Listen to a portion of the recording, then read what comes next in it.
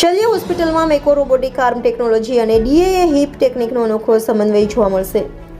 Orthopaedic સંભાળ માટે એક ક્રાંતિકારી પ્રગતિમાં શલ્ય હોસ્પિટલ તેના આધુનિક જોઇન્ટ રિપ્લેસમેન્ટ સેન્ટરમાં મેકો રોબોટિક આર્મ આસિસ્ટેડ ટેકનોલોજીની શરૂઆત કરવામાં આવી. આ અદ્યતન રોબોટિક ટેકનોલોજી જે તેની ચોકસાઈ અને સચોટતા માટે પ્રખ્યાત છે અને ગુજરાતમાં જોઇન્ટ રિપ્લેસમેન્ટ સર્જરીમાં ક્રાંતિ લાવવા માટે સજ્જ બની છે. યુએસએફડીએ દ્વારા મંજૂર કરાયેલા મેકો રોબોટિક સિસ્ટમ ઓર્થોપેડિક સર્જરીના ક્ષેત્રમાં ગેમ ચેન્જર રહી છે. ડીએએ ટેકનિક જે તેના ન્યૂનતમ ફાયદાઓ માટે જાણીતી છે અને અનેક ફાયદાઓ પ્રદાન કરે છે. ઓર્થોપેડિક સર્જરીના સલાહકાર ડૉક્ટર કાર્તિક એ પટેલ આ શરૂઆત અંગે ઉત્સાહ વ્યક્ત કર્યો હતો. આ પ્રસંગે પ્રતિષ્ઠિત મહેમાનો હાજર હતા, જેમાં અગ્રણી આરોગ્ય સંભાળ, વ્યાવસાયિકો, દર્દીઓ અને મીડિયાના સભ્યોનો સમાવેશ થાય છે.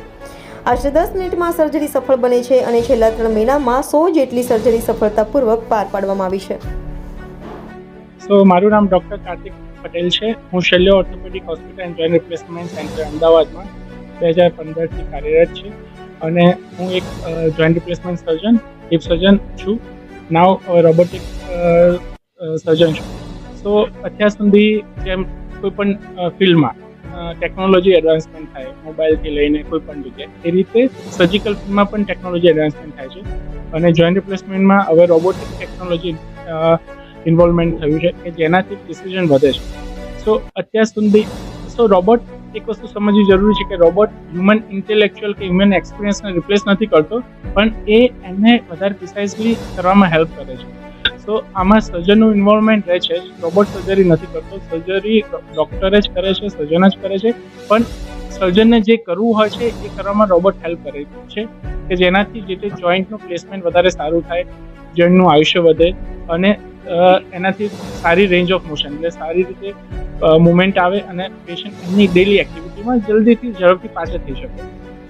મને ખબર છે કે જ્યારે 94માં જ્યારે જોઈન્ટ રિપ્લેસમેન્ટ થતું ત્યારે પેશન્ટને મહિના સુધી હોસ્પિટલમાં રાખતા હતા, પછી ધીરે ધીરે હવે 3 દિવસમાં ડિસ્ચાર્જ થાય છે.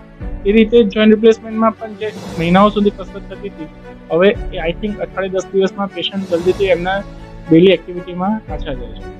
જ્યારે પેશન્ટ જોઈન્ટ રિપ્લેસમેન્ટ સર્જરી કરાવવા માટે આવે અને જો પેશન્ટ રોબોટિક સર્જરી કરાવી હોય તો અમે સીટી સ્કેન કરાવીએ. એમનું સીટી સ્કેન થઈ જાય એટલે એ પેશન્ટનો CT scan, suppose hip replacement માટે આવે છે તો એ સીટી સ્કેન રોબોટમાં ફીડ થાય અને એની જે ટીમ છે સ્પેશિયલ એમપીએસ કહે છે લોકો, મેકો પ્રોડક્ટ સ્પેશિયાલિસ્ટ, એનું સેગમેન્ટેશન કરે. એટલે સર્જરી પહેલાં આપણને દરેક વસ્તુ વિશે ખબર હોય કે આ પેશન્ટની સાઇઝ આ આવશે, આ રીતની એની રેન્જ આવશે અને આ રીતે પગની લંબાઈ કે ટૂંકાઈ આ રીતે મેચ થઈ શકે. અને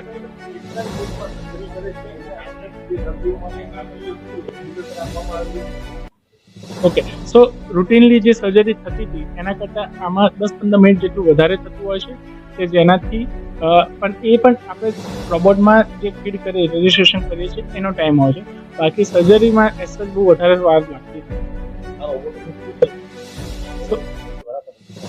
હા, આ રોબોટિક વધારે પ્રિસાઇઝ છે કેમ કે સીટી સ્કેન બેઝ છે. એટલે યુઝ્યુઅલી કેવું થાય કે તમે સીટી સ્કેન કરેનું ખોટા પોઈન્ટ આપો તો રોબોટ આગળ જ ના વધે, કેમ કે તમે ચાન્સીસ ઓફ એરર બહુ જ ઓછી છે. પ્લસ આ રોબોટમાં 3 સોફ્ટવેર છે: ટોટલ ની રિપ્લેસમેન્ટ, પાર્શિયલ ની રિપ્લેસમેન્ટ, ટોટલ હિપ રિપ્લેસમેન્ટ.